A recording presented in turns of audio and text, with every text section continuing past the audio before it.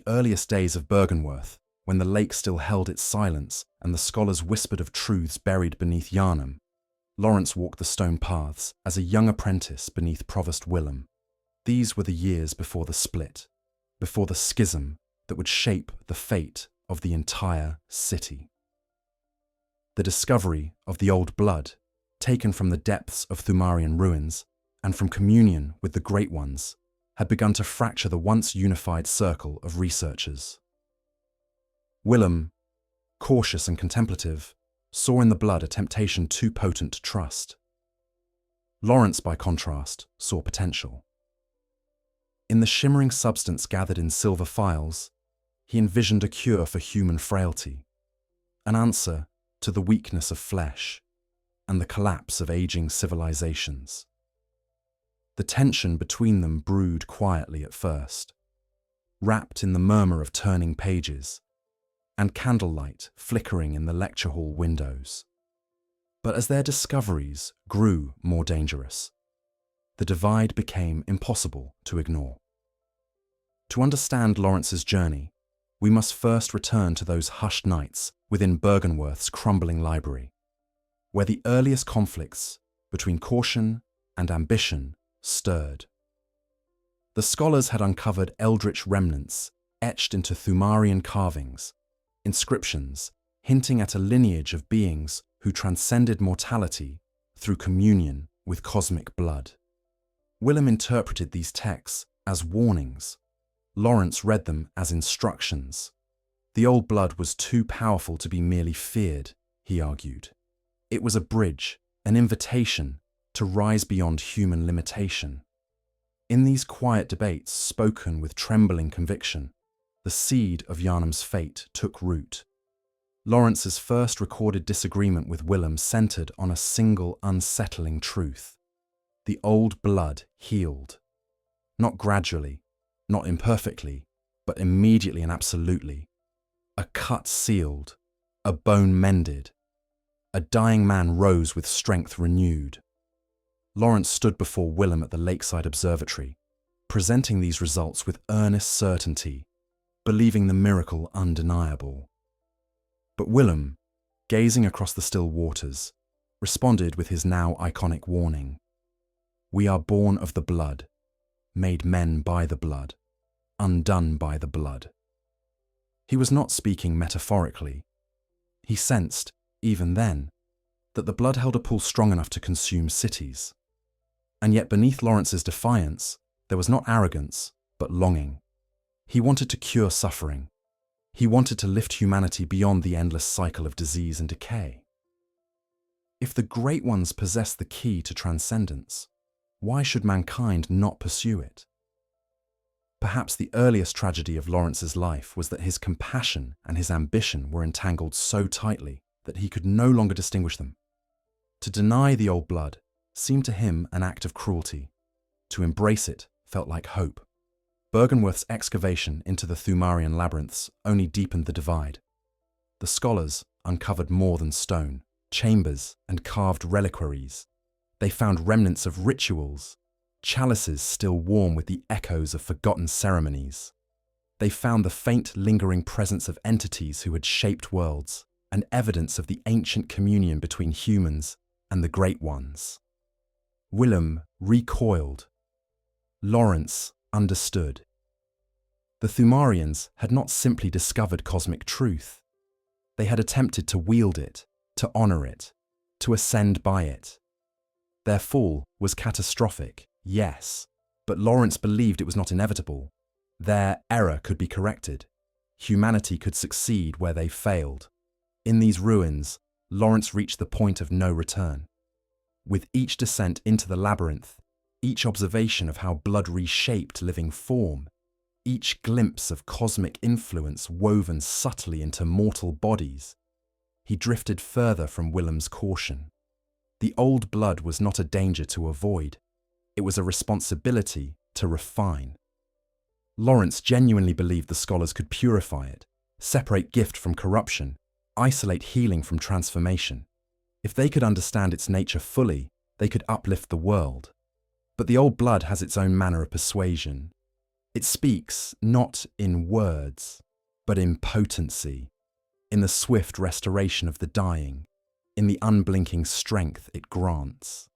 The first subjects healed by it recovered with a speed so miraculous that even skeptical scholars felt awe tightening their throats. Laurence felt vindicated. The promise of salvation unfolded before him, shimmering like a revelation. Yet this power carried a shadow, subtle at first. Patients treated by the blood grew restless in their dreams. They whispered of distant voices. Their minds drifted toward instincts that were not entirely human. Willum seized upon these signs as confirmation of his fears. Laurence saw only growing pains, symptoms of an incomplete process. Refinement would solve everything. Research would perfect the blood. The only danger lay in hesitation. The tension between them became a quiet war of philosophies. Willum urged restraint, urging the scholars to halt their experiments, to seal the labyrinths, to turn away from the blood entirely. Laurence urged progress, pushing them to embrace the possibilities before them. And here, the fate of the city trembled. A single choice separated salvation from ruin. Yet in the candle-lit halls of Burgenworth, it seemed impossible to discern which path led where. When Willum finally forbade further experimentation, Laurence made the decision that would define his life. He left Burgenworth, not in secret, not in shame, but with conviction burning behind his eyes. He believed that the institution he loved had grown afraid of its own potential, and so he stepped beyond its gates, gathering followers who shared his vision, forming the foundation of what would become the Healing Church. In this moment of departure, the tragedy of Laurence crystallized. He did not leave as a tyrant, or a heretic, or a madman. He left as a believer, one who thought he understood the blood's true purpose, one who trusted its promise more deeply than anyone else. His faith in the old blood was unwavering, even tender, as if he saw in it a lifeline extended to a fragile humanity. And perhaps this faith was his greatest flaw, for the old blood does not yield its truths gently. It shapes its disciples in ways they cannot foresee. As Laurence walked away from Burgenworth and into a future he believed he could build, the lake behind him remained still, reflecting a sky that had already begun to darken. He could not know then how deeply the blood's influence would reach, nor how the city he hoped to save would one day burn in his name. Yet the first steps of every great tragedy are taken in hope, not despair, and Laurence's hope was as vast as it was doomed. In the shadow of this departure, one question lingers quietly, echoing through time and dream. If Laurence had understood the true nature of the blood in those early days, would he still have chosen to pursue it? Or was the choice never truly his to make? When Laurence departed from Burgenworth and stepped into the broader world of Yarnham, he carried with him more than forbidden knowledge. He carried a conviction so absolute that it reshaped the city itself. Canonical history records that Laurence founded the Healing Church soon after leaving Willum's side, establishing its first sanctuaries near the towering spires that now dominate the cathedral ward. The early church was not the monolithic institution it would later become, but rather a fledgling order held together by Laurence's charisma, his scientific optimism, and the shimmering promise of the old blood. These were the days before secrecy hardened into doctrine, when the church's purpose seemed almost noble, and hope, bright, fragile hope, hung in the air like incense. In those first years, Laurence gathered around him the brightest scholars who shared his belief that the old blood could elevate humanity. Some were former Burgenworth students who had grown weary of Willum's silence. Others were physicians, surgeons, or religious thinkers who saw in Laurence a man capable of leading Yharnam out of suffering. Together, they transformed a humble workshop into the nexus of a new order. At its heart was a simple promise. Humanity could transcend its frailties through blood ministration, the sublime healing ritual that soon became the Church's hallmark. To understand how powerful this promise was, one must remember the state of Yarnham at that time. Disease had gnawed at the city for generations. Plague swept through its districts in debilitating waves. Poverty and illness walked hand in hand. For a people accustomed to misery, the discovery of a miraculous cure did not merely inspire gratitude, it ignited faith. When Laurence administered the old blood to his first patients, those who rose rejuvenated and whole became living proof that the Church's message was more than rhetoric. Records describe men and women stepping out of their sickbeds with vigour flooding their limbs, their eyes bright with disbelief. Word spread quickly. The sick came in droves. The dying crawled to the workshop door. Laurence, standing among them in white vestments, saw a vision taking shape. An entire city reborn through the communion of blood. The early healing church centered its practices on two intertwined concepts: ministration and purification. Ministration used the old blood to heal the body. Purification sought to cleanse the soul of fear and doubt by establishing ritual and structure. Laurence believed that if the old blood were to uplift humanity, it needed to be guided by moral purpose. This was the first paradox of his legacy. While he rejected Willum's caution, he nonetheless built safeguards around the blood, ceremonies, hierarchies, and codes meant to prevent misuse. Yet the blood does not obey boundaries drawn by human hands. Every safeguard erected by the early church eventually bent beneath the weight of its own ambition. Over time, the workshop expanded, rising upward and outward until its architecture melded with the colossal grand cathedral that now looms over Yarnham. This structure, with its endless staircases, Gothic arches, and candlelit chapels, grew into a monument of devotion. It was not simply a place of worship, but a symbol of Laurence's dream, a sanctuary where science and faith blended seamlessly into a single path toward transcendence. Visitors described feeling humbled as they entered the cathedral's vaulted halls, where statues of saints watched silently from shadowed alcoves, and the air thrummed with quiet anticipation. The healing church was becoming more than an institution.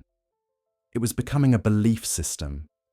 Yet beneath the serene hymns and polished stone floors, cracks had already begun to form. The old blood healed astonishingly, but it also awakened something primal within its recipients.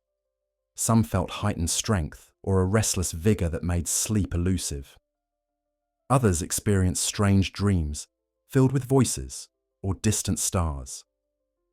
Laurence noted these effects with fascination, interpreting them as signs of humanity's latent potential awakening.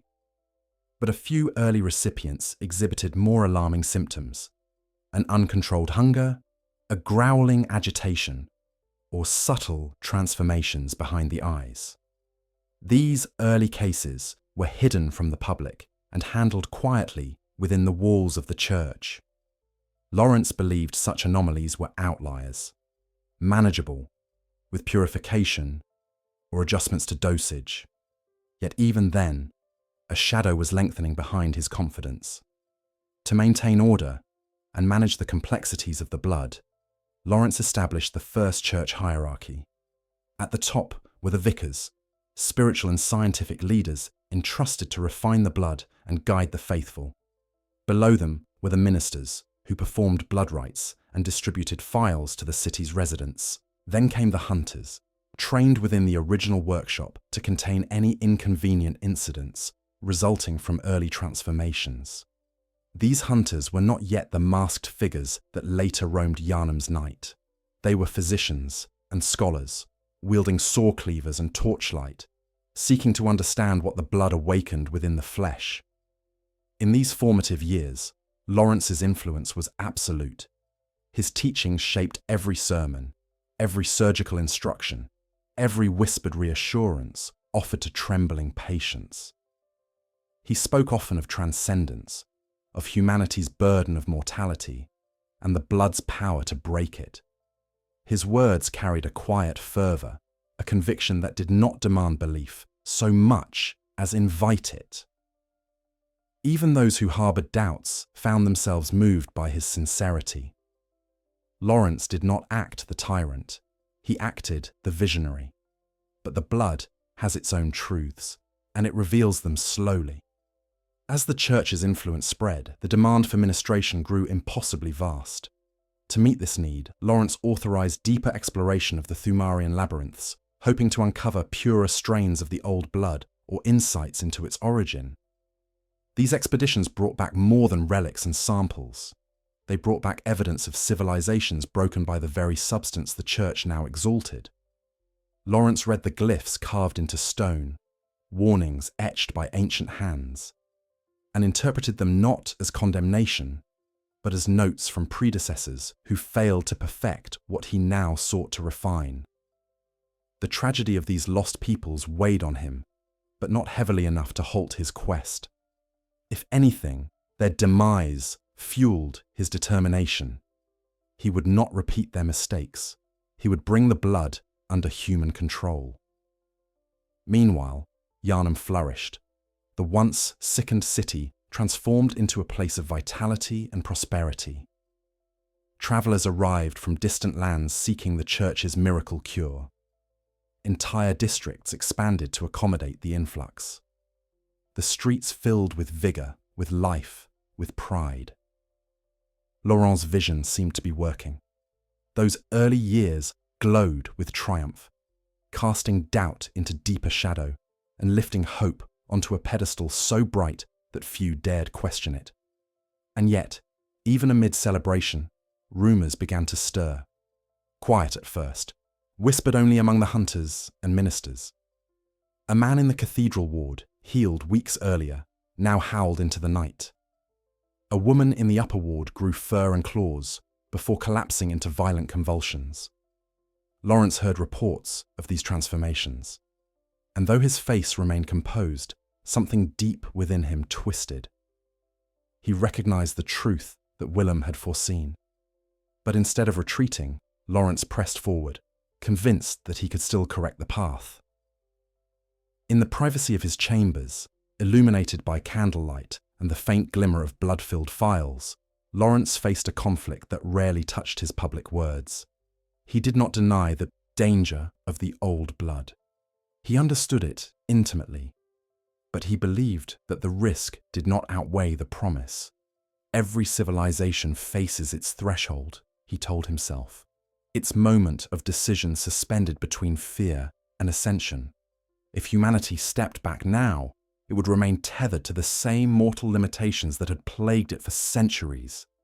If it stepped forward, it might claim a future beyond pain, beyond aging, beyond death. To the outside world, the healing Church appeared strong. Its ministers wore pristine robes. Its sermons soothed the despairing. Its hunters patrolled unseen, keeping the earliest manifestations of the scourge at bay.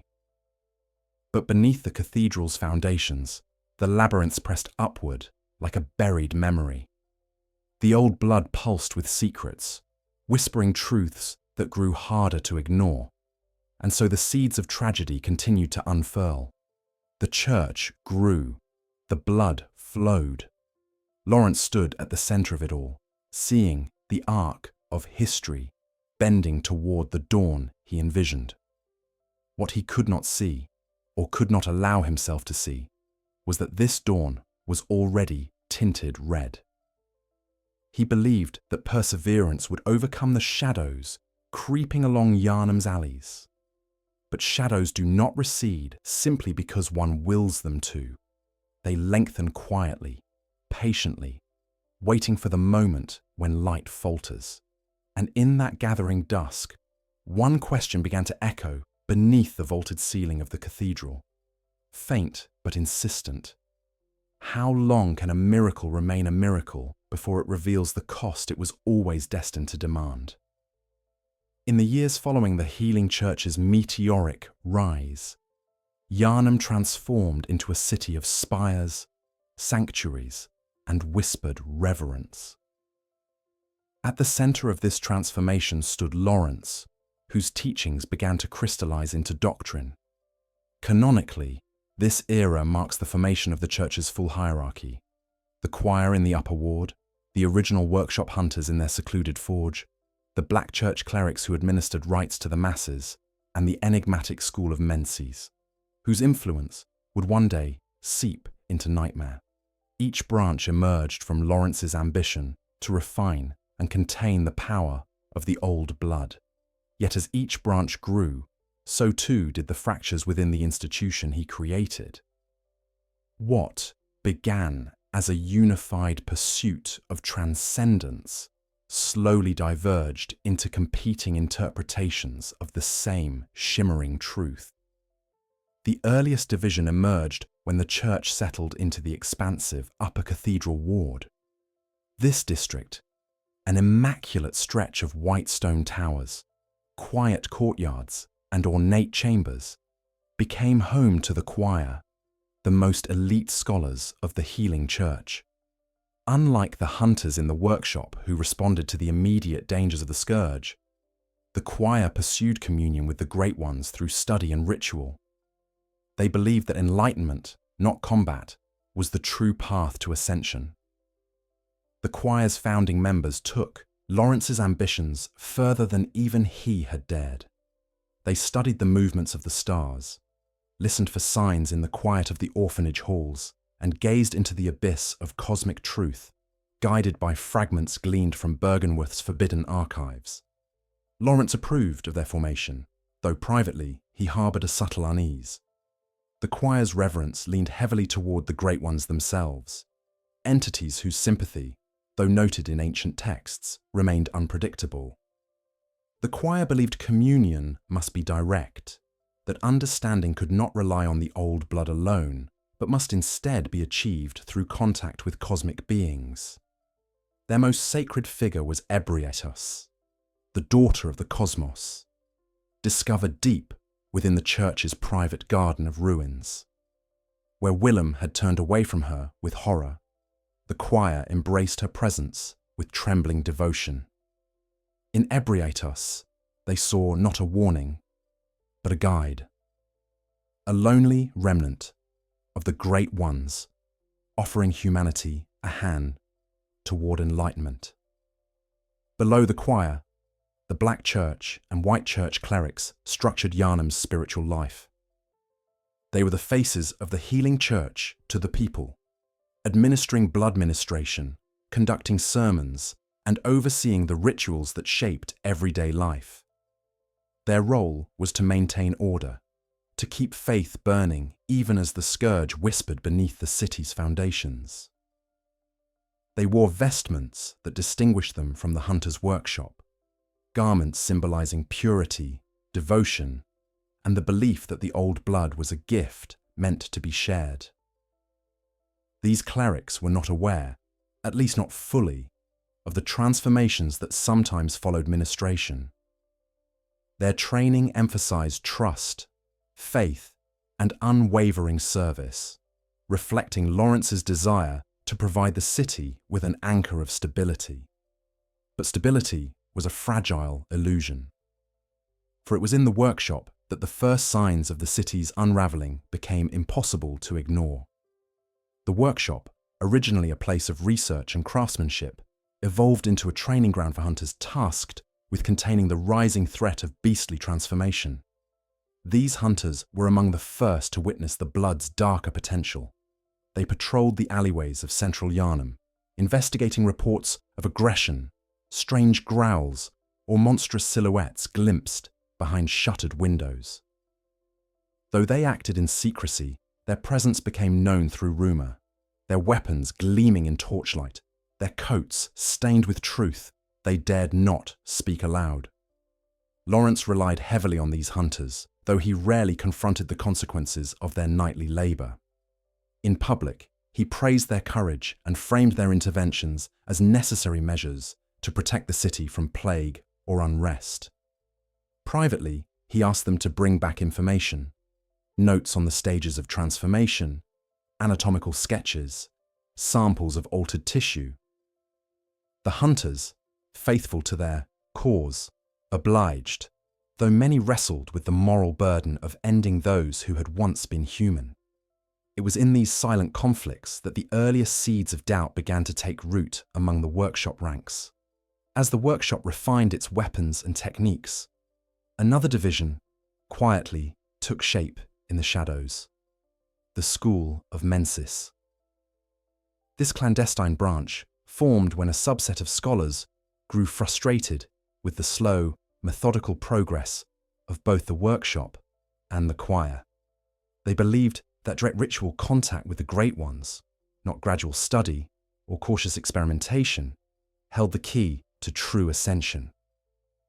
Led by arch-scholars who once studied under Laurence's earlier sermons, the School of Mensis operated in secrecy, conducting rites behind heavy doors and descending into the labyrinthine regions of Yharnam that few dared to explore. Their approach to the old blood was more reckless, more ritualistic, more desperate than anything Laurence intended. Yet, Laurence allowed their work to continue, telling himself that multiple perspectives might bring humanity closer to understanding the blood's true nature. This was the tragedy woven into the Church's hierarchy. Each branch interpreted Laurence's teachings differently, and each drifted further from his original vision. The choir sought communion, the clerics sought salvation, the workshop sought control, Mensis sought transcendence at any cost. And Laurence, standing at the center, believed he could unify these disparate paths through his guidance. But the old blood does not unify. It divides. It reveals desires, magnifies ambition, and whispers to those who dare touch it. As the Church expanded, it began to rewrite the narrative of Yarnham's history. The blood was no longer described as a discovery from the Thumarian ruins, but as a holy gift bestowed upon humanity. Clerics preached that Laurence had delivered salvation through divine communion, casting him as a prophet who bridged the human and the cosmic. Statues of him appeared in the cathedral squares, depicting him with a chalice raised, radiating serene authority. The people adored him, and in their adoration, the Church found enormous power. With this power came responsibility and corruption. Ministers in the cathedral ward regulated blood ministration, determining who received treatment and who was deemed unworthy. Entire districts became defined by their access to the Church's grace. Wealthy families received regular ministrations, their vitality preserved. The poor waited in long lines, clutching offerings in trembling hands. The Church's power became a currency, and the blood its most valuable commodity. Laurence saw this stratification and tried to intervene. He wanted the blood to heal everyone, not just the privileged. But the Church had grown large, unwieldy, filled with individuals who interpreted doctrine to serve their own goals. Laurence's influence, though immense, could not reach every corner of the institution, and as the Church widened, the whispers of the scourge grew louder. It is here, in the widening gulf between intention and consequence, that Laurence's burden became heavier than any vicar's stole. Reports of transformation increased. Hunters began returning from their nightly patrols, with haunted eyes, speaking in hushed voices of men who changed beneath the moon. The choir noted that the constellations over Yarnham seemed to waver, as though the great ones were stirring. The School of Mensis began hinting at breakthroughs, dangerous insights gleaned from rituals that blurred the line between dream and waking. Laurence listened to these developments and told himself that all progress carries risk, that humanity stands on the brink of greatness, that the path must be followed to its end. Yet beneath his assurances, something like dread began to pulse quietly. He knew the old blood was becoming harder to control. He knew the hunters could not contain the scourge forever. He knew that the labyrinth beneath Yarnham, the forgotten tombs of the Thumarians, still throbbed with the echoes of their downfall. The choir reported strange resonances beneath the orphanage, tremors that suggested something ancient was stirring. Laurence considered these signs carefully and told himself they were misunderstandings, anomalies, misinterpretations. But as the structure of the church grew more complex, the truth became increasingly difficult to ignore. Still, he pressed forward. The old blood had elevated Yharnam beyond anything he had imagined. The city thrived. Disease had nearly vanished. Human potential seemed limitless. Laurence believed that retreating now would mean abandoning humanity at the very threshold of transcendence. Every civilization has its moment of crisis, its turning point between glory and collapse. Laurence believed with all his heart that if he stood firm, if he trusted the blood despite its dangers, Yharnam could rise as a beacon to the world. But the old blood does not grant ascension freely. It demands a price. As the choir reached toward the stars, as Mensis tapped at the edge of nightmare, as the hunters struggled nightly to contain what the blood awakened, Laurence found himself facing a question he once dismissed entirely. Had humanity already crossed a threshold from which it could never return? The earliest records of the beast scourge do not begin with roars or the thunder of claws striking stone. They begin with small tremors of unease, quiet entries in the healing church's private ledgers, noting aggressive behavior following repeated ministration, or unusual growth in cranial tissue, or simply subject removed to workshop care. These were the subtle warnings, documented in ink before they were written in blood. Laurence read these entries with tightening breath, though he still believed each was an isolated misfortune rather than a pattern. Yet, as Yharnam continued to celebrate the miracle of the old blood, the miracle itself began to reshape the city from within. Canonically, the scourge did not erupt all at once. It seeped through the cracks of Yharnam's nightly rituals, awakening first in those most saturated with the blood. Ministers who performed constant ministrations, hunters who pushed their bodies to the edge of endurance, ordinary citizens who returned again and again for the euphoric restoration it offered. The transformation began with heightened vigor, a restlessness in the limbs, a thrill beneath the sternum that felt almost divine. Then came the hunger, then the subtle shifts in posture, then the eyes, glinting faintly in moonlight with a feral sheen that betrayed the truth no sermon could hide. Laurence heard the reports in council chambers veiled with incense and candlelight. He overheard the whispers among hunters who believed their vicar did not understand the dangers they faced. He read the choir's increasingly urgent notes about shifts in astral resonance above the cathedral ward. But he refused to abandon his dream. Instead, he framed the scourge as a challenge, evidence that their understanding of the blood remained incomplete, not evidence that it was inherently cursed. This denial was not born of arrogance alone. Laurence understood the blood's destructive potential, but he also saw the profound healing it brought to thousands. To sever Yharnam from the old blood now, after it had become the foundation of the city's identity, felt like tearing civilization down to its bones. And so, Laurence resolved to manage the scourge rather than halt the practices that caused it. He believed the blood could be tamed, its dangerous aspects filtered out through refinement and research. To that end, he expanded the workshop's responsibilities. The hunters were no longer simply field researchers. They became swords in the dark, an unseen force tasked with protecting the illusion of peace. Their nightly patrols extended farther, their coffins filled faster. They knew the truth before any other branch of the church dared speak it aloud. The scourge was not rare. It was rising. But the city above, illuminated by lantern light and steady ritual, remained blissfully unaware. Laurence insisted that Yharnam must not lose faith. Faith was the key, he told himself, the thread binding humanity to its future. If the people believed in the church's vision, they would endure, they would transcend. To confess the blood's flaws would mean unraveling all he had built. And so, the truth was buried. Yet the old blood does not remain silent simply because one wishes it to. Those most attuned to cosmic influence, members of the choir and fringe scholars who listened to the whispering vibrations of the upper ward, began to observe peculiar alignments in the sky. Stars shifted subtly, constellations bending as though tugged by invisible strings.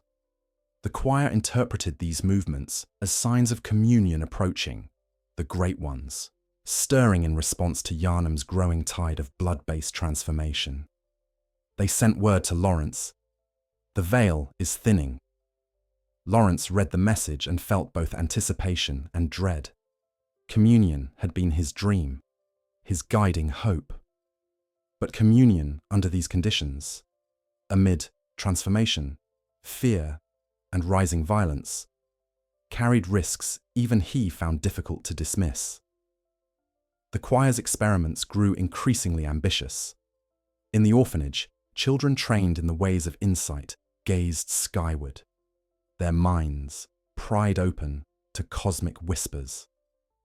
Some described visions of luminous cities suspended in darkness, or towering figures with limbs like starlight. Others moaned softly, clutching their heads as truths too vast for mortal minds slipped in through the cracks of their consciousness. Laurence received reports of these visions with a conflicted heart. On one hand, it seemed the great ones were indeed responding. On the other, the toll on the children hinted at a danger far deeper than expected. Meanwhile, the School of Mensis, operating from deep within Yarnham's hidden regions, approached the crisis with desperation rather than caution. They believed the scourge was not a failure, but a transformative process that needed only the right guiding hand. Their rituals, conducted behind heavy stone doors, grew more elaborate. They invoked the names of the great ones. They bent their wills toward the nightmare. They sought direct communion, ignoring the warnings carved into Thumarian ruins. Laurence knew of their work. He allowed it, believing multiple paths of research were necessary.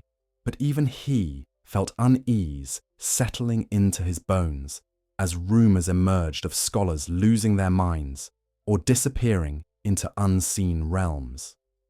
The church's hierarchy, once built with optimism, now pulsed with tension. The hunters resented the choir for pursuing enlightenment rather than helping contain the scourge. The choir viewed the workshop as brutish and short-sighted. Mensis ignored both, claiming their own methods would soon unlock humanity's cosmic destiny. The clerics caught between these factions preached stability while privately fearing what they saw in the eyes of their parishioners. And through it all stood Laurence, trying desperately to hold the structure together. He visited the orphanage to observe choir experiments, offering gentle guidance while masking his discomfort at seeing children trembling under the weight of visions. He walked the halls of the Grand Cathedral, blessing ministers who unknowingly administered files that might one day twist their own bodies. He entered the workshop, speaking quietly to hunters whose hands shook from exhaustion and grief.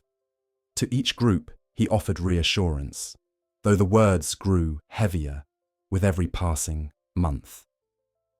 "We are close," he told them. "The blood reveals its secrets slowly. We must endure." But the blood's revelations were not bounded by patience.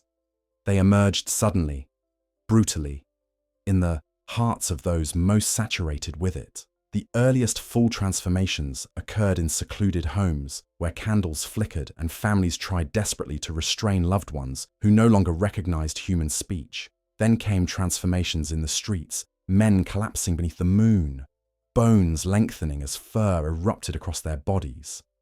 Hunters responded as fast as they could, but their numbers were small and the beasts ferocious. And still, the church kept the truth hidden.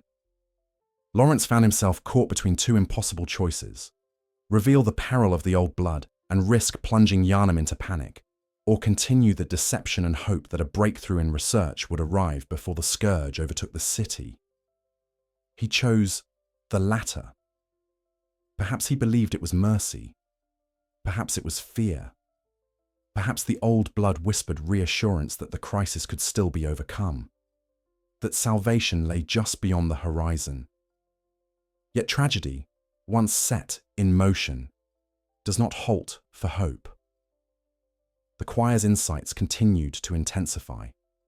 They began hearing faint ululations beneath the cathedral floors, distant echoes from the Thumarian depths. Some scholars believed it was the voice of a great one stirring.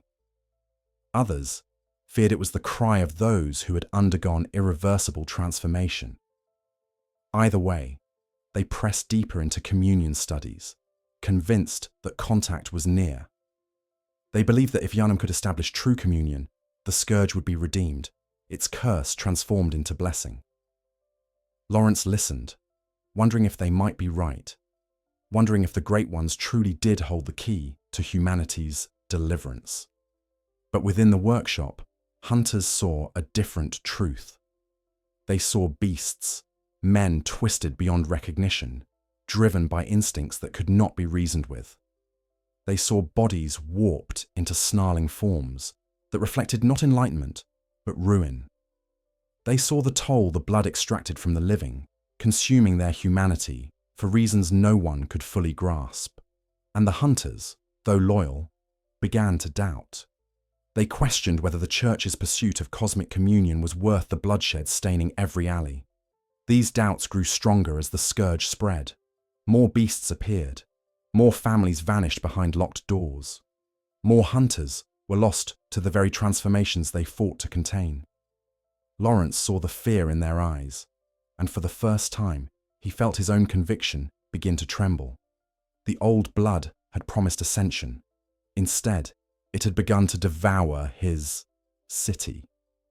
And so the vicar stood alone in his chamber, one quiet night, surrounded by files of shimmering crimson, listening to the distant howls echoing across Yarnham.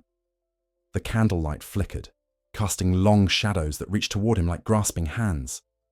He rested a trembling palm against a phial of blood, feeling its warmth radiate through the glass. The old blood pulsed faintly, alive in ways no natural fluid should be.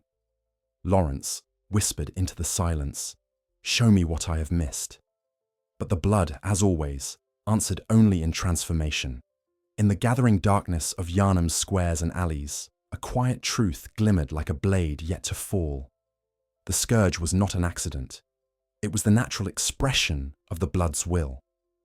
And the man who introduced that blood to a city now stood at the edge of a precipice he could no longer ignore, wondering whether the miracle he hoped to deliver had always been a doorway leading toward another kind of communion entirely, one that would reshape humanity, not with enlightenment, but with claws. Canonically, the fall of Old Yarnam marks the moment when the illusion surrounding the healing church finally cracked, though not publicly, not officially, not in any way the church would ever acknowledge. But within its soot-choked streets, beneath its rotting timber and abandoned clinics, the truth of the old blood revealed itself with terrifying clarity. For it was here, in this once thriving district, that the scourge first surged beyond Hunter's control. And it was here, too, that Laurence faced the consequences of his vision, not abstractly, not as scholarly theories, but as smoke rising from a burning city built upon his teachings. Old Yarnham had once been a lively quarter devoted to trade, craftsmanship, and healing. Its winding alleys were lined with apothecaries, its squares filled with families and merchants, its clinics bustling with those seeking relief from the ailments that plagued pre-blood Yarnham. It was a place where the church's miracle took root swiftly. Blood ministration was adopted eagerly, almost universally. The people of Old Yarnam, poor, hopeful, and exhausted by generations of suffering, embraced the cure without hesitation. Ministers praised them as examples of devotion. Hunters were assigned to patrol the area, ensuring that any unusual side effects were treated or contained. But no containment effort could match the speed of what unfolded. For while the rest of Yharnam received the old blood gradually, in limited quantities, regulated through cathedral channels, Old Yarnam's clinics distributed it in abundance. And so the scourge erupted there first, not as isolated incidents, but as a sweeping tide.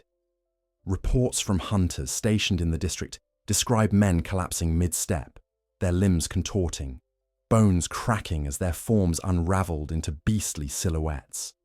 Others transformed in silence, discovered only when neighbours found claw marks gouged into walls or beds soaked with blood.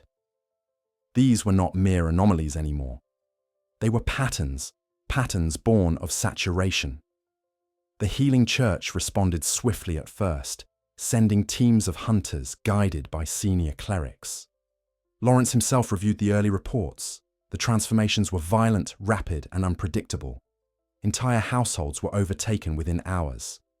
Hunters who ventured too deep into the district sometimes returned with bites embedded in their arms or with haunted eyes, confessing that they recognized the faces of those they had slain. Laurence studied these accounts and felt the weight of dread settling more firmly into his chest. This was no longer a question of isolated corruption. This was the scourge taking hold of an entire community. Yet even then, Laurence resisted calling it a failure. He insisted the outbreak was localized, that Old Yarnam's heavy use of the blood had merely exceeded safe limits. If the church reduced dosage and refined its purification methods, the scourge could be managed. But the scrolls of the choir told a different story. Their readings showed a shift in cosmic resonance above the district, a deepening, a tremor, as if something unseen stirred in response to the transformations. The choir warned that the scourge was not biological alone. It was spiritual. It was cosmic. The old blood was not simply mutating bodies. It was awakening the forgotten inheritance of humanity's connection to the Great Ones. Laurence read these warnings and refused to accept them, though a quiet part of him trembled. If the choir was correct, then the scourge was not a failure of refinement. It was the intended outcome of the old blood, an evolution the Great Ones willed. And if that were true, then everything he had built rested upon a foundation, meant not for ascension, but for metamorphosis. He could not allow himself to believe that. Not yet. The outbreak worsened. Within weeks, Old Yarnam was consumed. The hunters stationed there were overwhelmed. Beasts roamed the streets at dusk and dawn.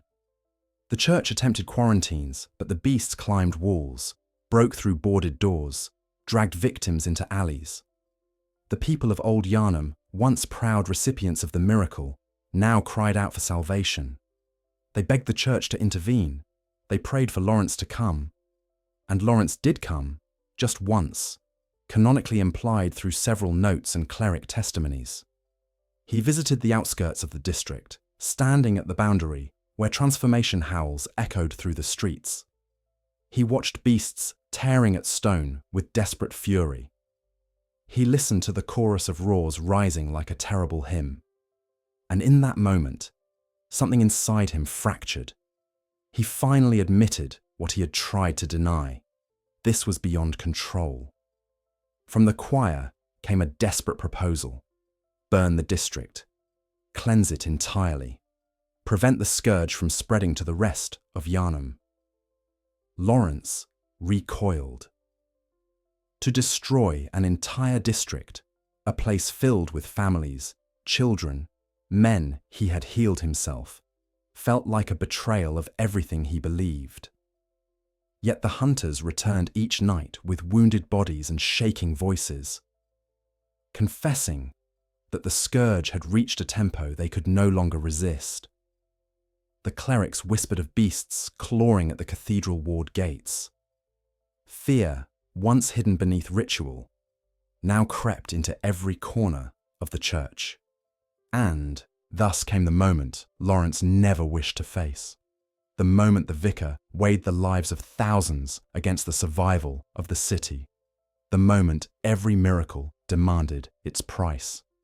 The burning of Old Yarnam was not a public ceremony, not a declaration, not a sermon. It was an execution performed in silence. Hunters moved through the streets with oil, tinder, and solemn expressions. They wore bandages over their noses to block the thickening stench of decay.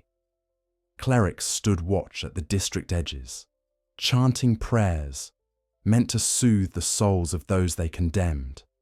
And the people, those who had begged for help, watched in horror as flames were lit in the alleys, licking upward until the whole district roared with fire. Laurence did not light the flames himself, but he authorized them. He signed the decree, and in doing so, he accepted morally what he could not accept intellectually. The old blood had brought ruin. Old Yarnam's burning was not purification. It was acknowledgement, a whispered admission that the blessing had hidden a curse too powerful to deny. The hunters who participated in the burning never forgot the screams. They spoke of seeing figures running through smoke, half human, half beast, trapped between transformation and desperation. They described the clashing of instincts, those who fled the flames and those who lunged toward hunters with feral hatred. They saw families huddled together, unwilling to abandon loved ones whose bodies had begun to twist. They saw clerics weeping behind their veils. The scourge had taken lives, but the cleansing took souls. The burning did not destroy every inhabitant. Some survived, like the powder barrel hunter Gascoigne once knew, or the eventual watchman Jorah, who turned his grief into defiance. These survivors became living witnesses to the church's decision. They preserved the memory of what truly happened, not a necessary mercy, but a desperate concealment. For the church did not reveal the truth. Instead, they declared Old Yarnam uninhabitable due to disease. They forbade entry. They erected barriers. They rewrote the story. Flames were a quarantine measure. The scourge was contained. The blood remained holy. And Laurence, whose shoulders now bore the memory of a burning district, walked back into the cathedral with ash in his hair and sorrow clinging to his robes like smoke. The people greeted him with reverence. They believed he had saved them from plague. They believed the church's miracle endured. Laurence smiled because he had to, but behind that smile lay a truth he could no longer escape. The old blood required sacrifice. It demanded cities. It demanded belief stronger than fear. It demanded that Laurence silence the doubts he now carried, for if he spoke them aloud, the entire church, the entire city, would crumble. After Old Yarnam burned, hunters began noticing changes in Laurence's demeanour. He walked slower. He prayed longer. He visited the sealed gates of Old Yarnam alone at dusk, placing his hand upon the scorched stone as if seeking forgiveness from the ashes. But he could not undo what had been done. He could only press forward, hoping the future still held an answer. Yet the truth was becoming clear. The scourge was not confined. The burning had only delayed its spread. Reports from the upper ward revealed new symptoms emerging in those who received ministration regularly. Hunters whispered that the next transformation might not be contained behind quarantined walls. And somewhere in the labyrinth beneath Yharnam, ancient echoes stirred, echoes that hinted the church's fate was not a divergence from Thumarian history, but its repetition. In the glow of the cathedral lanterns, Laurence whispered prayers he no longer fully believed. He asked the great ones for guidance, for clarity, for meaning hidden within the ruin. But the great ones do not respond to prayers. They respond to blood. And so the vicar burdened by guilt and pressed by the rising tide of transformation, approached a choice that would define the rest of his life. A choice between retreat and surrender, between denial and truth, between clinging to hope or embracing the darkness the old blood had always concealed. For the burning of Old Yarnam had revealed one truth more devastating than any hunter's report or choir's warning. The scourge had not been stopped. It had only begun. Canonically, the tragedy of Laurence reaches its most intimate and irreversible point with his own transformation. The moment when the vicar who brought the old blood to Yharnam became the first cleric beast. This is not simply an event recorded in dusty notes or whispered in hunter folklore. It is the moment where all of Laurence's hopes, all of his ambitions, all of his faith collapsed inward and reshaped him into a monster whose very existence symbolizes the cost of the miracle he tried so desperately to control. His bones, his voice, his soul, each bent beneath the weight of the same scourge he once believed he could master. To understand how such a transformation unfolds, we must return to the months following the burning of Old Yarnam, when the healing church stood on a trembling precipice. Laurence walked its halls like a ghost, revered, obeyed, and honoured, yet carrying a grief so profound it silenced him. The ash from Old Yarnam still clung to his robes long after he washed them. The echoes of screams followed him into his prayers, and beneath this sorrow lay a deepening fear. The scourge had not retreated. It had not weakened. It had merely shifted its weight, like a predator adjusting its stance before another leap. The choir's readings grew increasingly unnerving. They observed distortions, not only in the stars, but in the very air around the cathedral. The old blood vibrated with a resonance they could not explain. Ministers administering ministration began reporting dizziness, strange visions, or sudden fevers that passed as swiftly as they came. Hunters returned from nightly patrols with wounds that glowed faintly under moonlight, as if touched by something more than claws. And throughout the city, people whispered of shapes moving on rooftops, shadows that lingered too long, growls too deep to belong to any known creature. Laurence tried to steady the institution he had built. He attended choir meetings. He met with senior clerics. He consulted with hunters. He prayed beneath the towering cathedral arches. But each conversation ended with the same unspoken truth throbbing in the air. The blood had gone beyond their control. The very substance that once healed now reshaped, devoured, and echoed with a will not human. The first sign that Laurence himself was beginning to change came quietly. A tremor in his hands during evening prayer, a twitch of muscle in the jaw, a sensation of heat pulsing through his veins, neither fever nor fatigue, but something deeper, like the blood itself urging him toward an unknown purpose. He hid these symptoms, concealing them beneath robes and ritual. Vicar though he was, he feared how the church would react if they learned their leader was unraveling. But the old blood has no patience for secrecy. One night, as Laurence stood alone in his private chamber, a narrow room lit only by flickering candles, he felt the first true wave of transformation. It began as pain, sharp and insistent, radiating through his spine. Then came the cracking, small at first, like joints adjusting, then louder, deeper, as though the very architecture of his body were shifting. He gripped the altar to steady himself, scraping his claws against the stone, before realizing they had lengthened without his noticing.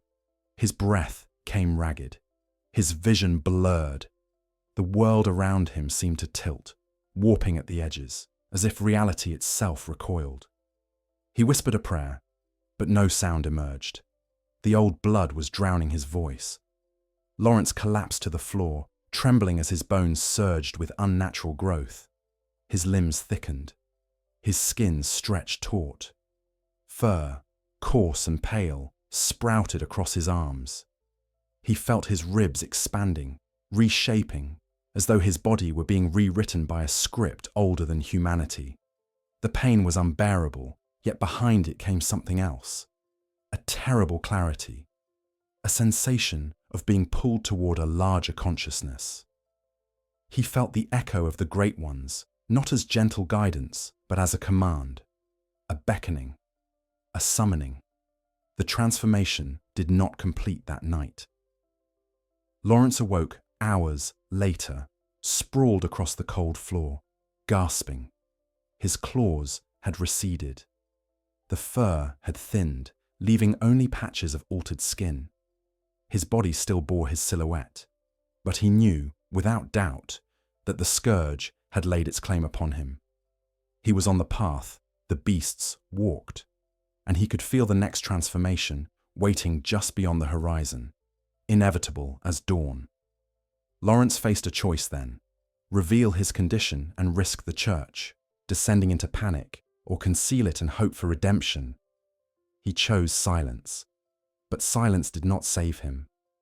The hunters noticed his growing weakness. His footsteps echoed unevenly in the cathedral halls. His voice, once strong and radiant with conviction, grew hoarse. His sermons became shorter, his dismissal more abrupt. Ministers whispered of dark circles beneath his eyes, of sleepless nights. The choir, with their heightened insight, saw more. They glimpsed flickers of something animal behind his gaze. They felt the air shift when he entered a room, as though the cosmos itself recoiled at the proximity of a corrupted vessel. Still, they said nothing. Laurence was their vicar, their founder, their guide, their symbol. To question him was unthinkable. Transformation, however, cares little for reverence. The final catalyst came when Laurence learned of a new outbreak in the cathedral ward. Small at first, but too close to ignore. He visited the afflicted homes himself, walking through streets where lamplight flickered against boarded windows. He saw the familiar signs: aggression, convulsions, whispered growls. A young woman clutched a trembling child, her eyes pleading for mercy. A man knelt in an alley, teeth already lengthening, fighting the inevitable with clenched fists. Laurence felt something inside him break again. But this time, it was not grief. It was the blood. It surged through him like wildfire, seizing his muscles, igniting his nerves. He stumbled backward, gripping a wall. Hunters nearby turned toward him, weapons half drawn. The choir felt the resonance ripple through the district. Ministers fled. The sky seemed to darken, the moon gleaming with cold amusement. Laurence tried to speak. Instead, he roared, and the transformation took him fully. His spine arched with a sickening crack. His ribs expanded and split the seams of his robes. Fur erupted across his back in waves, his skull elongated, jawbone stretching into a monstrous snout. His arms warped, growing grotesque and heavy, ending in talons that scraped stone. His legs twisted, reshaping for predatory gait. A bony crest formed across his shoulders, like the spines of some forgotten beast from the abyss. The vicar of Yarnham became the first cleric beast. The hunters stared in horror. This was no nameless victim of the scourge. This was their founder, their leader. Some reached for their weapons in instinct, yet hesitated, their bodies obeying duty, their hearts refusing. Laurence's eyes, glinting with animal fury, flickered for a moment with recognition, a glimmer of the man he once was. But it vanished as the beastly instinct overwhelmed him. He howled. The sound echoed across the cathedral ward, rattling windows, shaking lanterns, stirring every sleeping creature touched by transformation. The howl was a lament and a warning, a cry ripped from the ruins of his humanity. From that moment forward, Laurence was lost. The hunters attempted to subdue him using every technique they had devised for beasts. But Laurence was stronger, far stronger than any they had faced. The old blood that had reshaped him also fueled him with ferocity beyond mortal limits. He tore through steel. He shattered bone. He flung hunters aside like leaves caught in a gale.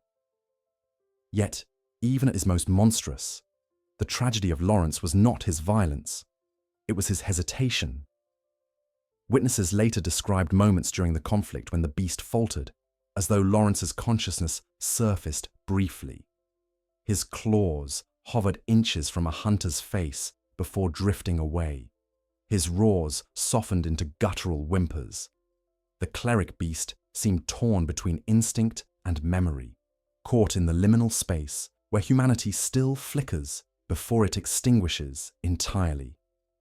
But the scourge does not allow conflict for long. The beast gained dominance.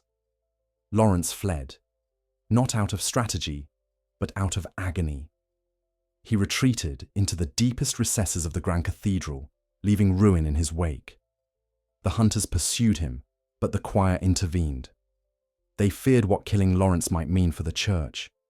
They feared the theological collapse, the disintegration of belief, the crumbling of Yarnham's fragile trust. Instead, they chose silence. They sealed his monstrous form away. Deep beneath the cathedral, in chambers reserved for only the gravest secrets, the first cleric beast was entombed.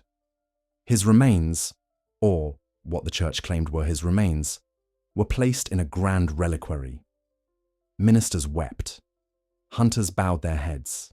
The choir whispered prayers. And Yharnam, unaware of the truth, believed their vicar had passed away from natural causes. But Laurence had not died. He had been hidden, buried, preserved in the darkness where the old blood hummed faintly in the stone, where his legacy would one day re-emerge in nightmare. And so, the man who sought to lead Yharnam into transcendence instead became the symbol of its downfall, entombed not as a martyr or a hero, but as a warning carved into flesh. Yet even then, as the choir sealed the catacombs, a single question lingered behind every trembling breath. Was Laurence's transformation a curse, or the final truth of what the old blood always intended humanity to become? In canonical fragments scattered across Yarnham, the fate of Laurence's transformed body is whispered, but never stated outright. Travellers speak of a grand reliquary beneath the cathedral ward, locked behind veils of incense and guarded hymns. Hunters note that certain doors in the lower sanctum are barred, not to keep intruders out, but to keep something within. And in the nightmare, the burning cleric beast bearing Laurence's skull-like visage suggests a lingering truth the church tried desperately to erase. To understand the burial of Laurence, the hiding away of the first cleric beast, we must descend into the quiet stone hallways carved beneath the grand cathedral. We must walk where ministers feared to tread. We must imagine the night when the man who founded Yarnham's greatest institution was sealed away like a shameful secret. The moments following Laurence's transformation were chaos, though recorded only in fragmented testimonies. Hunters described their pursuit of the beast, its great form staggering through halls, leaving broken marble and splintered pews in its wake. Yet even in their terror, they recognized the terrible familiarity of its struggle. The cleric beast's roars carried desperation, as though the remnants of Laurence's soul still resisted the monstrous instincts pouring through sinew and bone. The choir watched from upper balconies, torn between scientific fascination and spiritual dread. Ministers cowered behind altars, clutching their votive beads so hard they snapped. And then, after a night of violence and sorrow, the cleric beast vanished. Some believed Laurence fled into the labyrinths beneath Yarnham, drawn by echoes of the old blood that pulsed through ancient stone. Others believed the choir spirited him away, sealing him in a hidden chamber before dawn could reveal the truth to the faithful. Still, others whispered that Laurence submitted willingly, collapsing in anguish as the last fibres of his humanity unravelled. But the most consistent accounts quiet, trembling statements from the earliest choir members claim that the beast was subdued not by force, but by exhaustion. Laurence's monstrous body collapsed in the depths of the cathedral, trembling, smouldering with inner heat, as though the blood itself was burning him alive. The hunters could not kill him, not because they lacked the strength, but because they lacked the resolve. Laurence had trained many of them personally. Some had served him since the earliest days of the workshop. Others had lost family in Old Yarnam and still looked upon Laurence with reverence despite the tragedy. To strike the final blow against their founder felt like cutting the spine of the healing church itself. And so, guided by the choir, they bound the cleric beast in chains forged from cold, sound-dampening iron. Metal, known to disrupt the resonance of the old blood. They wrapped Laurence's form in layers of cloth, soaked with sedative mixtures, not to ease his suffering, but to suppress the monstrous convulsions that shook his frame. They carried him downward. The stairs spiraled, narrow and dim, marked by carvings few ministers recognized, symbols of the old labyrinth, echoes of Thumarian sigils. Even the hunters hesitated here. These depths were never meant for human footsteps. They were meant only for secrets too dangerous to keep above ground. When they reached the reliquary chamber, the air had grown warm. It pulsed faintly, subtle vibrations that seemed to ripple through the stone itself. It was as if the old blood buried beneath the cathedral responded to Laurence's presence, welcoming him as kin. The choir felt it instantly. For them, the air shimmered with cosmic and resonance. For the hunters, it felt like standing inside the lungs of a living beast. The room prepared for Laurence was built long before the healing church existed. It was a chamber carved by hands guided by knowledge now lost to time, hands that once communed with the great ones. Laurence's burial here was not a coincidence. The church chose this place precisely because of its ancient, oppressive silence. The stone ate sound. The darkness swallowed light. Nothing placed within these walls would touch the world above, and nothing above would hear what transpired here. The hunters laid the cleric beast upon a great stone platform. Laurence's form still writhed faintly, as though the transformation had not completed, but continued to crawl through his limbs. His skull-like visage was twisted between agony and instinct. Deep in his throat, a growl pulsed like a dying heartbeat. The choir performed the sealing rites. These rites were not part of church doctrine.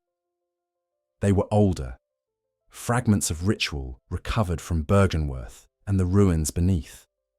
They wore veils over their faces, both to protect themselves from Laurence's scent and to obscure their expressions from one another. The chanting echoed through the chamber in low, wavering tones. They invoked cosmic names, not with reverence, but with fear, and as the ritual progressed, Laurence's body grew still. Whether it was restraint or resignation, no one present would ever know. Finally, they placed a mask over his face, a sculpted reliquary of pale stone, designed to resemble a calm, sleeping visage. Ministers later claimed it was meant to honor him. But hunters knew the truth. The mask was meant to hide his monstrous jaws and the sorrowful flicker still visible behind his clouding eyes. When the last chain was tightened and the final seal carved into the chamber doors, the choir stepped back. The hunters retreated up the stairs, their boots echoing hollowly, as though the cathedral was already mourning its vicar.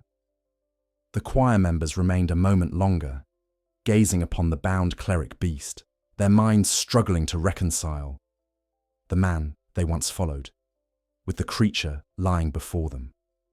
One of them whispered a question never recorded in church texts. Is this what the Great Ones intended for us? No one answered. They extinguished the lanterns and sealed the door. Above ground, the healing church declared that Vicar Laurence had passed away peacefully during prayer. Ministers delivered sermons in his honour. Statues depicting him as serene and noble were erected in the cathedral ward.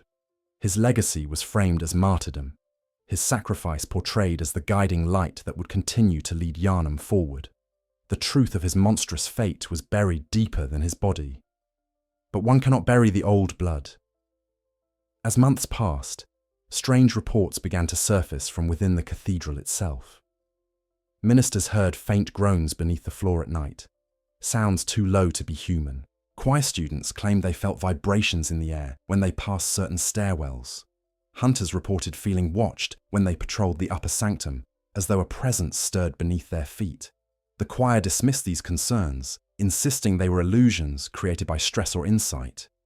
Yet they themselves avoided the reliquary stairs. They stopped performing rites near that wing. Some refused to walk alone in the cathedral after dusk, for the old blood does not rest, and Laurence didn't rest. In the nightmare, the burning cleric beast suggests that Laurence's consciousness, or the echo of it, was drawn into that realm, bound eternally to his moment of transformation. The flames that engulf his beastly form are not physical fire but symbolic truth. The burning of Old Yarnam, the burning of his ideals, the burning of everything he once held dear. In the waking world, his body lies cold and bound. But in the nightmare, his torment continues without end, a cosmic echo of guilt and yearning. The sealed chamber beneath the grand cathedral became a kind of tomb, yet not a tomb of peace. It was a prison for a legacy too painful for Yharnam to confront.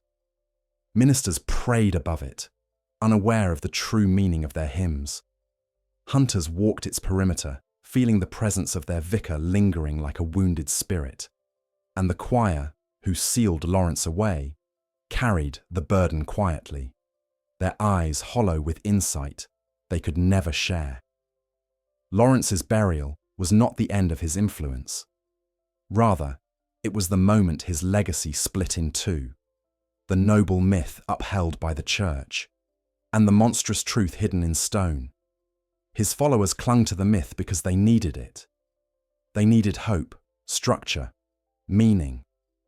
But beneath their feet lay the body of a man who had been consumed by the very miracle he preached.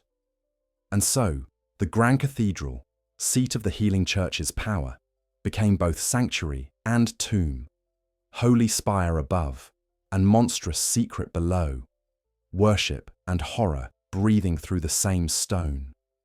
As years passed, only one question remained unspoken, growing heavier each night as the scourge crept closer to the heart of Yharnam. If Laurence, the man closest to the old blood, could not withstand its pull, what hope remained for anyone else? After Laurence's monstrous form was sealed beneath the Grand Cathedral and his death publicly sanctified, the healing church faced a crisis more perilous than any beast roaming Yharnam's streets, the truth itself. For if the people ever learned what had truly become of their vicar, if they discovered that the founder of their faith had succumbed to the very scourge he claimed to control, the church's authority would collapse like rotted timber. And so began a project far more delicate than any blood ritual, far more dangerous than any communion with the Great Ones. The healing church began to rewrite its own history. Canonically, this rewriting is evident everywhere in Yharnam. Statues depicting Laurence as a serene, untransformed saint line the cathedral ward. His sermons are preserved as fragments, carefully curated to inspire devotion without revealing the doubts he carried in his final days. Ministers speak of him with unwavering reverence. They tell pilgrims that Laurence ascended peacefully, or returned to the dream of God, or passed into the radiant choir, each phrase vague enough to soothe but empty enough to hide the truth. No one mentions the chains. No one mentions the howls echoing in the reliquary. No one mentions the monster. This myth-making did not happen overnight. It unfolded through desperation, caution, and an increasing willingness among church leaders to bend memory the way the old blood bent flesh. The choir, having witnessed Laurence's transformation firsthand, understood the danger of revelation. They guided the narrative with a scholar's precision, ensuring that all written records emphasize Laurence's sanctity. The workshop hunters, bound by loyalty and shame, remained silent. The clerics, many of whom knew nothing of the truth, repeated the revised teachings with sincerity born from ignorance, and thus the lie became doctrine. Yet history cannot be rewritten without consequence. Each time the church silenced a truth, another beast emerged in the shadows. Each time they praised the old blood as holy, the scourge spread deeper. Each time they claimed Laurence's death was peaceful, the chains beneath the cathedral trembled with quiet rage. To maintain the illusion, the church constructed a new narrative, a cosmology of suffering and salvation that placed Laurence at its center. They claimed the old blood was a holy medium capable of elevating humanity. They preached that sickness was sin and ministration was redemption. They taught that beasts were aberrations, external threats, not the inevitable outcome of communion with forbidden forces. The transformation of Laurence was excised from all doctrine, replaced with sermons about his unwavering devotion and his martyr's peace. His monstrous fate became not a warning, but a secret so deeply buried that even some members of the choir doubted their own memories. But beneath this veneer of sanctity, fear festered. The clergy grew increasingly strict about who could receive the old blood. Though they preached equality, they quietly prioritized the wealthy, the influential, and the devout. The lower districts, Hemwick, Old Yarnam, before its burning, the slums around central Yarnham, received diluted blood, often administered by inexperienced ministers. Hunters noted that these areas transformed more rapidly than the districts around the cathedral ward, yet their warnings were ignored. The church's priority was not safety, but stability. If fewer high-born citizens transformed, the illusion of control remained intact. Meanwhile, the choir intensified their pursuit of cosmic communion. Laurence's downfall shook their confidence in the old blood, but it did not diminish their belief in the great ones. If anything, it strengthened their resolve. For if their vicar had fallen due to imperfect knowledge, the answer was not retreat, but deeper inquiry. They expanded the orphanage, bringing in more children to serve as vessels of insight. They deepened their rituals with Ebriatus, convinced that she would one day reveal the path to true transcendence. Some choir members believed the great ones still mourned Laurence, viewing his transformation not as punishment, but as a flawed ascension. They argued that with proper preparation, a second attempt could succeed. This belief led to the choir's greatest secret, the upper cathedral ward experiments. These experiments sought to create kin, beings closer to the great ones, through incremental exposure to cosmic influence. Their hope was to find a stable path toward ascension that avoided the scourge. Yet, each attempt ended in failure. The Lumenwood kin were pale, fragile, and incomplete. They possessed insight, but their minds and bodies remained trapped between human and cosmic states. Still, the choir pressed forward, convinced that perfection lay just beyond the next breakthrough. They told themselves they were continuing Laurence's work, when in truth, they were perpetuating the same cycle that destroyed him. While the choir climbed upward toward the stars, the school of Mensis delved deeper into nightmare. Though their rituals were condemned by some in the upper ranks, the church allowed them to continue in secret. Better to contain their ambition within hidden corridors than risk them breaking away entirely. Mensis scholars believed Laurence's transformation was not failure, but evidence that humanity stood at the threshold of a new evolutionary state. They sought to harness the scourge, not cure it, and to force ascension through nightmare communion. Their work would eventually lead to the creation of the One Reborn, an abomination whose existence mirrored Laurence's fate on a grotesque scale. But at this point in the church's history, Mensis remained a ghost in the rafters, whispered about, tolerated, but never acknowledged publicly. The hunters observed all of this with increasing despair. They, more than anyone, understood the consequences of the church's lies. They patrolled the streets nightly, cutting down beasts born of the very miracle the church claimed was safe. They saw the bodies. They buried the dead. They carried the guilt. Some hunters begged the church to cease blood ministration. Others argued for stricter controls. Still others left the order entirely, seeking refuge in isolated workshops or becoming anguished figures like Jura, who defended beasts out of pity rather than fear. But the church could not stop. It was trapped by its own narrative.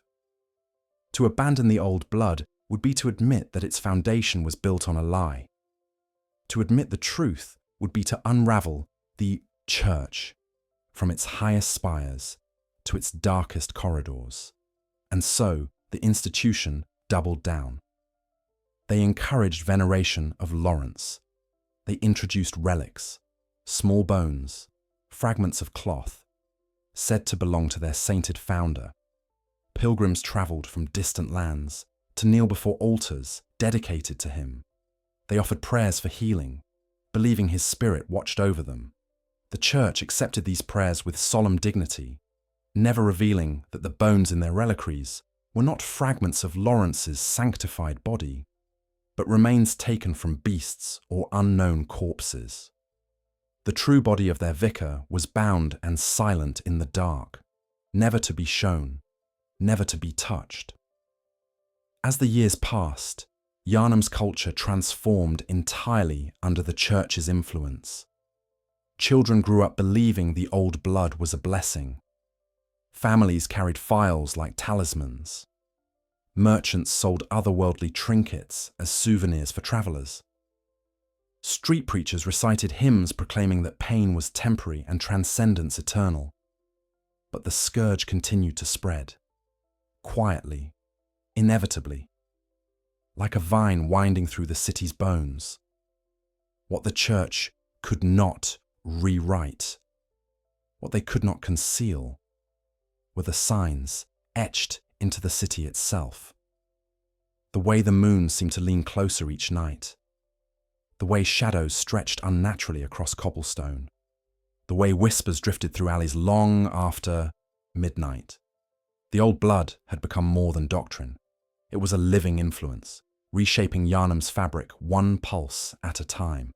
And beneath the grand cathedral, Laurence remained. His presence lingered like a forgotten heartbeat.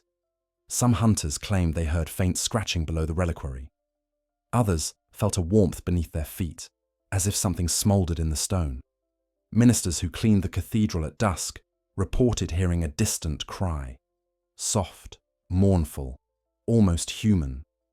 The church dismissed these claims as nerves, exhaustion, or superstition, but the hunters knew better. They had heard beasts die.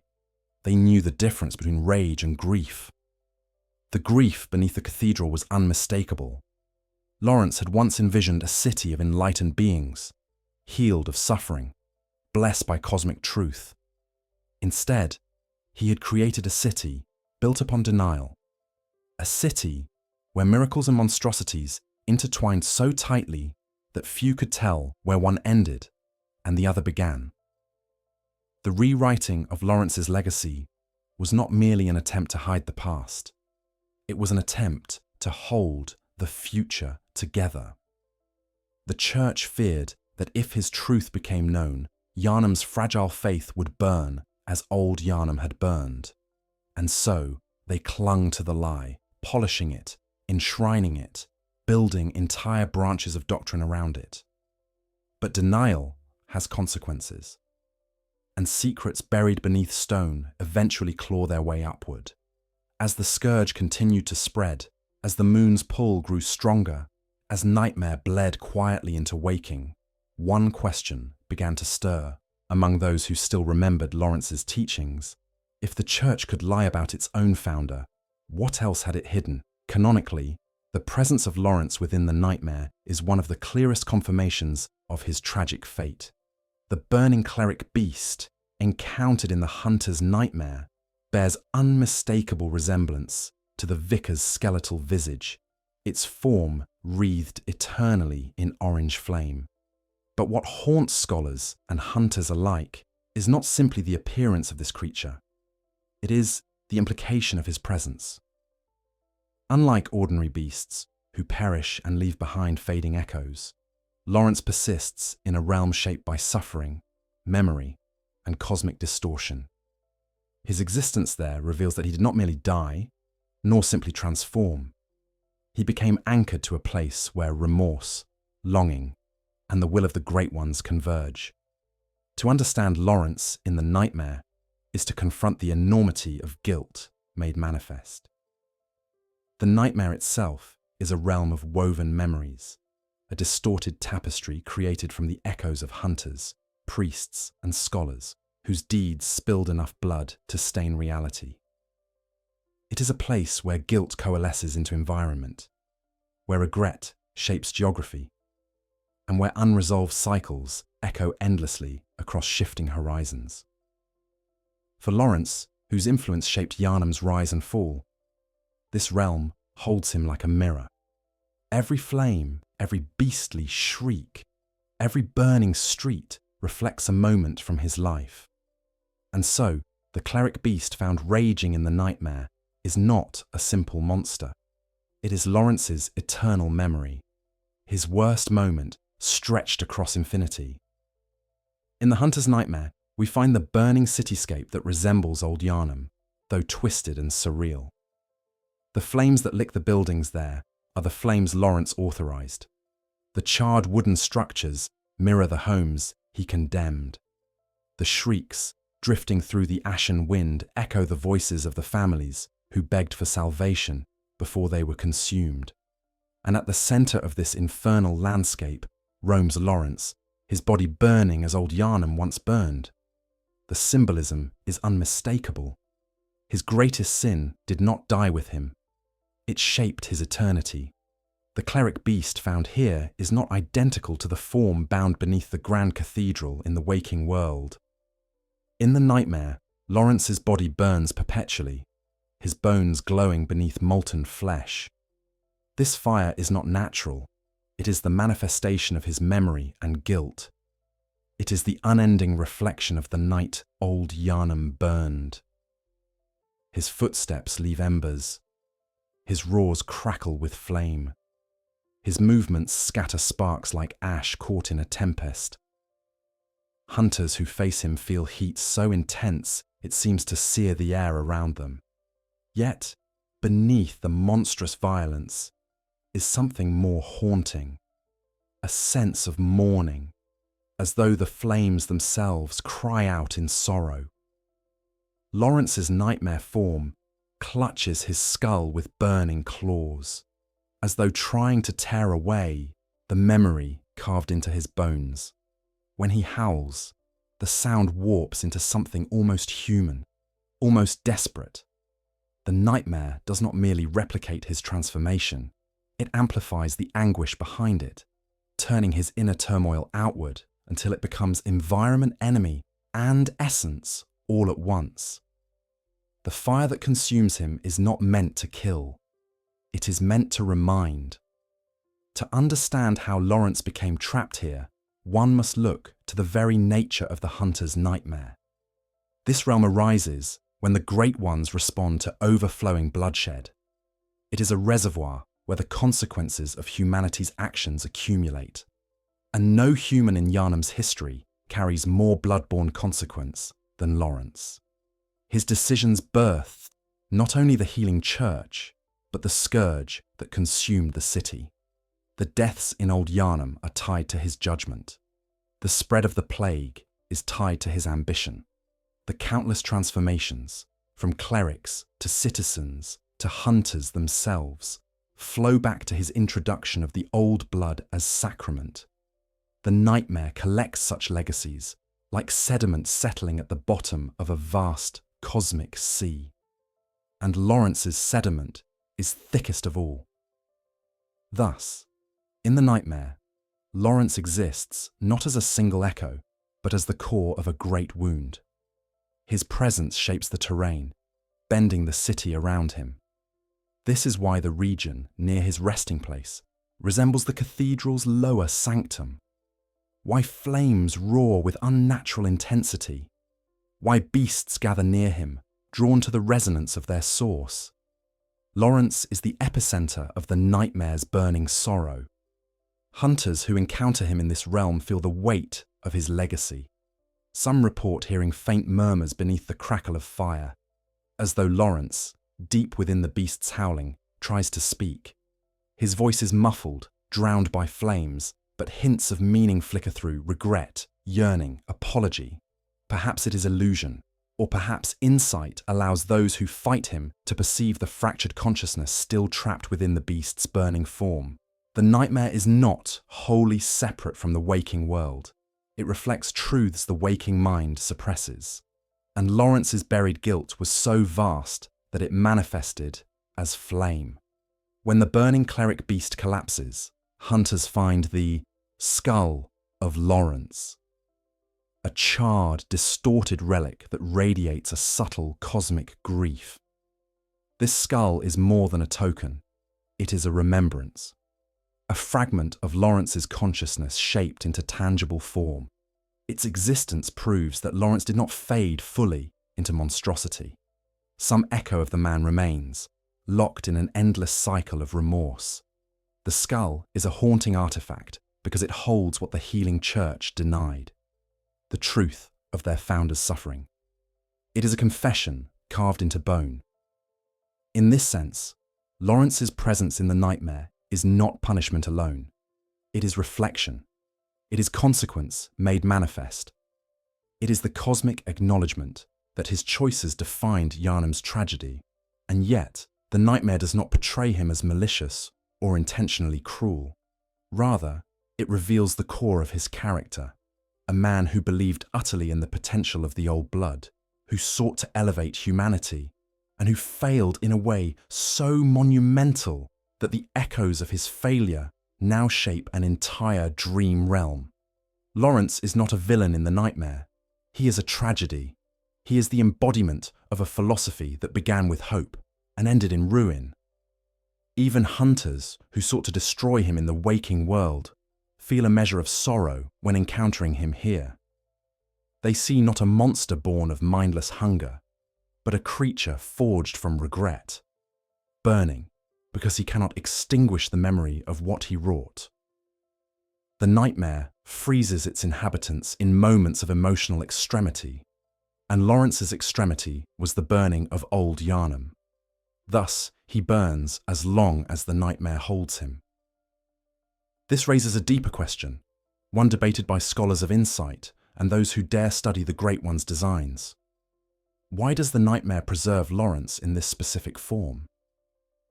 One theory suggests that Laurence's regret resonates with the Great Ones, who are said to be sympathetic in spirit. Sympathy in this sense does not mean comfort, but acknowledgement, an echoing of humanity's emotional extremes. Laurence's suffering is preserved because it has cosmic weight, because it speaks to the fundamental tragedy of humanity reaching beyond its limits. The Great Ones mirror human desperation, not out of cruelty, but out of inevitability. They reflect what they receive. And from Laurence, they received ambition intertwined with sorrow. Another perspective posits that Laurence remains in the nightmare because he cannot return to the waking world, not physically, but metaphysically. His presence beneath the cathedral in the waking realm is bound and silent. His monstrous body lies chained in shadow, but his consciousness, fractured by guilt and cosmic resonance, slipped into the nightmare long before his physical death. In this view, The burning cleric beast is not a transformation or echo. It is the true Laurence, the spiritual remnant of the vicar's final emotional state. Regardless of interpretation, one truth stands clear. Laurence's existence in the nightmare is inseparable from the city he shaped. Hunters who defeat him do not end his suffering. They merely quiet one echo. The nightmare persists because the wound persists. Yharnam bleeds still. The old blood pulses still. The cycle he began has not ended, and so Laurence cannot rest. His fire must continue until the source of the scourge is severed, until the moon's influence withdraws, until the great ones cease their call, or perhaps until humanity stops seeking transcendence in the blood that binds them to an ancient, tragic lineage. In this realm of twisted memory, one final question haunts every step toward Laurence's burning form. If the vicar himself remains trapped in endless remorse, what chance does Yharnam have of escaping the cycle he began? In the final turning of Laurence's long shadow, canon offers no triumphant conclusion, only fragments, echoes, and the quiet understanding that his story is inseparable from the rise and ruin of Yharnam itself. His fate is sealed in two realms at once: the waking world, where his monstrous body lies bound beneath the grand cathedral, and the nightmare, where his burning form eternally retraces the moment his hope collapsed into fire. Yet the true ending to Laurence's story is not found in either place. It is found in the quiet spaces between them, in the ways his influence continues to shape Yharnam long after his breath has stilled. To resolve Laurence's legacy, we must return to the origins of the city he tried to save, to the first promise he offered, and to the truth that transcends both miracle and curse. Canonically, Yharnam never recovers from the scourge.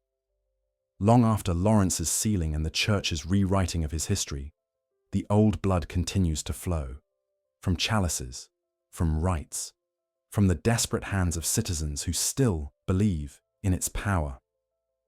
Hunters continue to stalk the streets, driven by echoes of the workshop Laurence founded. Clerics continue to preach the sanctity of the old blood, unaware that their most sacred doctrine was rewritten upon a foundation cracked by guilt. And deep beneath the cathedral, the traces of Laurence's suffering linger like a pulse beneath stone. In this way, Laurence does not simply belong to the past of Yharnam, he belongs to its present and future as well. Every beast that prowls the alleys is a continuation of his choice.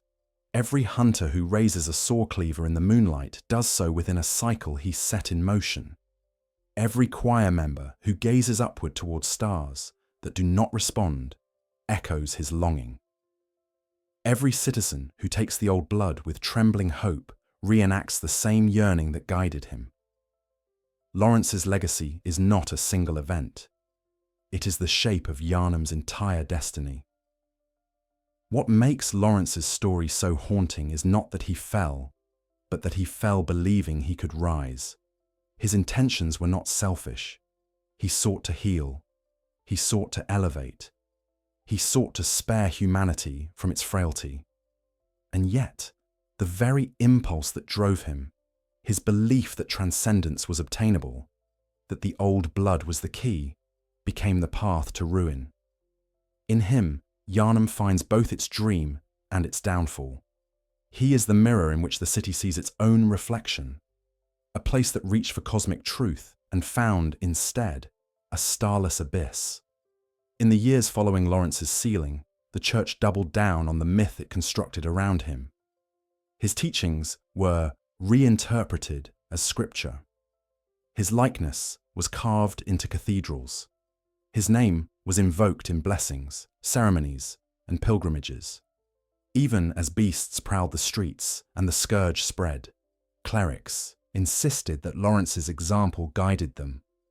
They believed, or allowed themselves to believe, that their vicar had achieved a form of ascension hidden from mortal eyes, and the people, desperate for clarity in a world unraveling, clung to the myth with trembling faith. Yet myths cannot silence truth forever. Hunters who discovered the skull of Laurence in the nightmare knew instantly what it represented. Not divinity, but remorse. Not triumph, but tragedy. Not ascension, but the echo of a man who realized, too late, the cost of his choices. The skull's lingering resonance felt like sorrow frozen in bone. It was a fragment of consciousness, a whisper carried across the threshold between worlds. Those who held it felt the weight of a man who had sought to lead his city toward light, but instead delivered it into darkness. Laurence's story forces us to consider a deeper question, one that ripples through Yarnham like a quiet wave. What does it mean to seek transcendence? In Laurence's vision, humanity was limited by its frailty, by the fragility of mortal flesh. The old blood offered hope, a glimpse into something beyond sickness and decay. But in reaching for that hope, humanity stepped into a cycle older than Yarnham, older than the labyrinths, older than the Thumarians who carved their paths beneath the earth. The Great Ones do not offer transcendence freely. They reshape, they influence. They respond to yearning with transformations that blur the boundary between evolution and nightmare. Laurence believed he could guide humanity's ascent. He believed he could refine the old blood, remove its dangers, isolate its gifts. But the old blood is not a substance to be purified.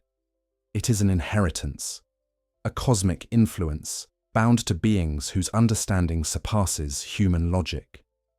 It is not meant to lift humanity in the way Laurence imagined.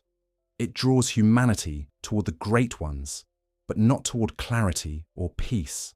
It draws them toward communion, toward metamorphosis, toward cycles of yearning and consequence that weave through reality, like unseen threads. This is why Laurence's legacy endures not as a cautionary tale alone, but as a symbol of humanity's eternal struggle, the desire to rise beyond what we are, and the sorrow that follows when we reach too far. His life reveals the bittersweet truth that ambition and compassion are often entangled, that hope can pave the path to ruin, and that the line between uplift and downfall is thinner than any scholar in Burgenworth once imagined. In the nightmare, Laurence burns because the memory of his failure burns. His flames illuminate everything he tried to hide in life. The scourge, the suffering, the truth buried beneath the cathedral. He howls because he cannot speak. He reaches because he cannot hold. He suffers because he cannot undo. And his eternal presence there suggests a cosmic truth, that certain choices are too vast to be contained by death alone. In the waking world, the sealed reliquary beneath the grand cathedral stands silent. Few know what rests within. Most believe it to be a holy place, a chamber of relics honouring the vicar's memory. Only hunters and choir elders know the truth, and even they do not speak of it. The silence surrounding Laurence's resting place is not simple fear. It is reverence, regret, and refusal bound together. They cannot destroy him, for to destroy him is to destroy their history. They cannot free him, for to free him is to unleash a nightmare upon the city. And so he remains suspended in stillness, a wound the church cannot heal. But even in silence, Laurence lingers, in the rustle of incense drifting through the cathedral arches, in the distant howl echoing across the moonlit rooftops, in the memory of a burning district that haunts the edges of Yarnham's consciousness, in the first tremor felt by any who dare take the old blood into their veins. Laurence is the beginning of Yarnham's story, and its inevitable end. For the cycle he set in motion continues until the moment the hunter steps beyond it, until the Great Ones shift their gaze, until the nightmare winds finally loosen. And so, the city breathes with a question that has no easy answer, a question that lingers like a dying ember, refusing to extinguish. If transcendence demands the surrender of what makes us human, is the ascent worth the cost? The story of Laurence offers no comfort, only clarity, no absolution, only a quiet recognition of the weight a single choice can carry. But as we rise from the ruins of his narrative and take our final step beyond his shadow, one truth remains gently constant. Even in the deepest nightmare, and even beneath the heaviest burden of regret, there is still a quiet hope that cycles can end. If someone is willing to face the truth, he could not. And so, we return to wakefulness, carrying with us the faint understanding that Yarnham's sorrow, though vast, is not unbreakable.